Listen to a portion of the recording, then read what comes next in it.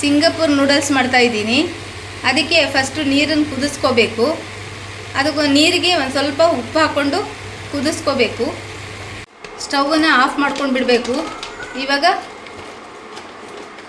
ನೂಡಲ್ಸನ್ನು ಹಾಕ್ಕೋಬೇಕು.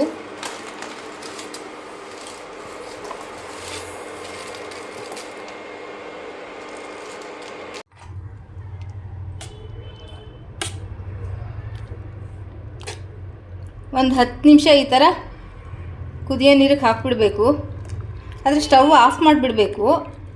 ಆಮೇಲೆ ಇದನ್ನು ಸೋರು ಹಾಕ್ಕೋಬೇಕು.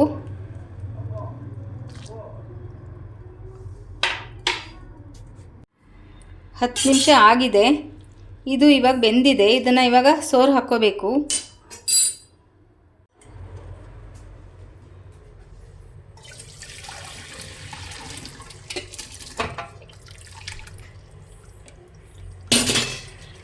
ಇದಕ್ಕೆ ತಕ್ಷಣ ತಣ್ಣೀರು ಹಾಕ್ಬಿಡಬೇಕು.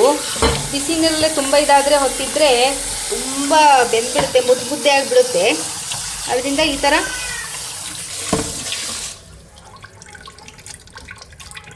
ಹಾಕ್ಬಿಡಬೇಕು.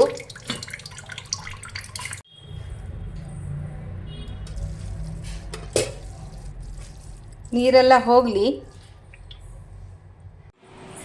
ಈರುಳ್ಳಿ ಫ್ರೈ ಮಾಡ್ಕೋಬೇಕು. 2 ಈರುಳ್ಳಿ ಹಚ್ಕೊಂಡಿದ್ದೀನಿ. ದಪ್ಪದಾದರೆ 2 ಸಾಕು, ಸಣ್ಣದಾದರೆ 3.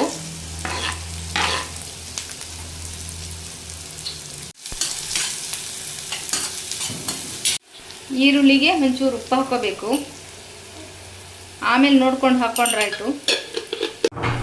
ಒಂದು ಚಿಕ್ಕ ಬೌಲ್ ತೊಗೊಂಡು ಅದಕ್ಕೆ ಅರಿಶಿಣದ ಪುಡಿ ಒಂದು ಅರ್ಧ ಸ್ಪೂನು, 1 ಸ್ಪೂನು ಅಚ್ಚಕಾರದ ಪುಡಿ,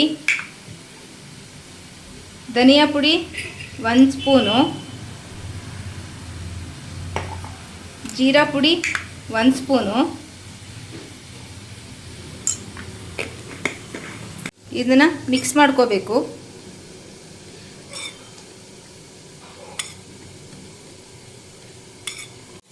ಈ ಥರ ಮಿಕ್ಸ್ ಮಾಡಿಬಿಟ್ಟು ಈರುಳ್ಳಿ ಜೊತೆ ಹಾಕಿದ್ರೆ ಸಿಂಗಪುರ್ ನೂಡಲ್ಸ್ ಅಂತಾರೆ. ಈ ಥರ ಮಿಕ್ಸ್ ಮಾಡಿ ಹಾಕ್ಕೋಬೇಕು. ಶುಂಠಿ ಪುಡಿ ಹಾಕ್ಕೋಬೇಕು ಒಂದು ಅರ್ಧ ಸ್ಪೂನು. 1 ಸ್ಪೂನಷ್ಟು ಟೊಮೆಟೊ ಕೆಚಪ್ ಹಾಕ್ಕೋಬೇಕು. 2 ಸ್ಪೂನು ಸೋಯಾ ಸಾಸ್ ಹಾಕಬೇಕು.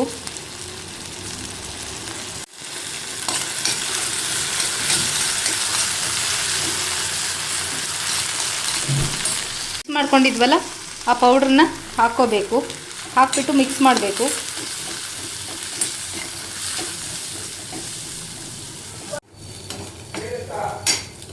ನೂಡಲ್ಸು ಉದುದ್ರಾಗಿದೆ. ಈ ಥರ ತಕ್ಷಣ ತಣ್ಣೀರು ಬಿಟ್ಟರೆ ಈ ಥರ ಉದುದ್ರಾಗುತ್ತೆ. ಬಿಸಿ ನೀರಲ್ಲೇ ಜಾಸ್ತಿ ಹೊತ್ತಿದ್ರೆ ಮುದ್ದೆ ಆಗಿಬಿಡುತ್ತೆ. ಅದರಿಂದ ತಣ್ಣೀರು ಹಾಕಿ ಇವಾಗ ಆ ನೂಡಲ್ಸನ್ನು ಇದಕ್ಕೆ ಹಾಕ್ಕೋಬೇಕು. ಹಾಕ್ಬಿಟ್ಟು ಚೆನ್ನಾಗಿ ಮಿಕ್ಸ್ ಮಾಡಬೇಕು.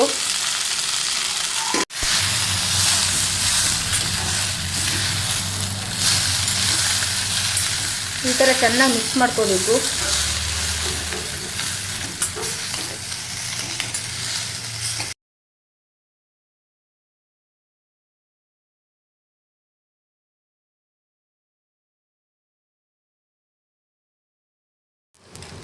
ಲಾಸ್ಟಲ್ಲಿ ಒಂಚೂರು ಕೊತ್ತಂಬರಿ ಸೊಪ್ಪನ್ನು ಮೇಲೆ ಉದುರಿಸ್ಬೇಕು.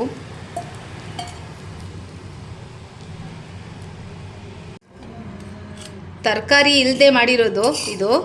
ಬೇಕು ಅನ್ನೋರು ಕ್ಯಾಪ್ಸಿಕಮ್ಮು, ಕ್ಯಾರೆಟು, ಬೀನ್ಸು ಎಲ್ಲ ಹಾಕೋಬೋದು ತರಕಾರಿನ ಇದಕ್ಕೆ.